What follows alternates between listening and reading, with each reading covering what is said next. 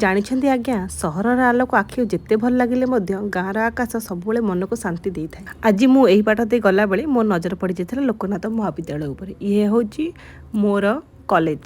ଏଇଠି ରହିଛି ମୋର ବହୁତ ସାରା ସ୍ମୃତି। ମୁଁ ଆଜି କୁଆଡ଼େ ଯାଉଛି ଆପଣମାନେ ଭାବୁଛନ୍ତି? ମୁଁ ଆଜି ଯାଉଛି ମୋ ବାପ ଘରକୁ। କାହିଁକି ନା ସେଠି ମୋ ଜେଜେଙ୍କର ଶ୍ରାଦ୍ଧ ଥିଲା। ଜୀବନରେ ଯେତେ କଷ୍ଟ ଆସେ ମନ ଆପେ ଆପେ କୁହେ ଚାଲିଯିବା ବାପ ଘର ବୁଲି ଆସିବା। ସେଠି ମୁଁ ଦାୟିତ୍ୱରେ ବନ୍ଧା ନୁହେଁ। ମୁଁ ସେଇ ହସୁଥିବା ଜିଦିଆ ଝିଅଟି। ବିବାହ ପରେ ଠିକଣା ସିନା ବଦଳିଯାଏ, କିନ୍ତୁ ହୃଦୟର ଠିକଣା ସବୁବେଳେ ବାପ ଘରେ ହିଁ ରହିଯାଏ। ଘରେ ତ ଆମର ଶ୍ରାଦ୍ଧ କାମ ଚାଲିଥିଲା। ମୁଁ ଚାଲିଗଲି ମନ୍ଦିରକୁ, କାହିଁକିନା ମନ୍ଦିରରେ ଆମର ମାଆଙ୍କ ମନ୍ଦିରରେ ପୂଜା ମଧ୍ୟ ହେଉଥିଲା ଏବଂ ଭୋଜି ମଧ୍ୟ ହେଉଥିଲା। ଆମ ଗାଁର ଗ୍ରାମ ଦେବତୀ ହେଉଛନ୍ତି ମା ବୁଢ଼ୀ ମଙ୍ଗଳା। ମା ସମସ୍ତଙ୍କ ଦୁଃଖ ସୁଖ ବୁଝେ ଏବଂ ଡାକିଲେ ଓ କରେ।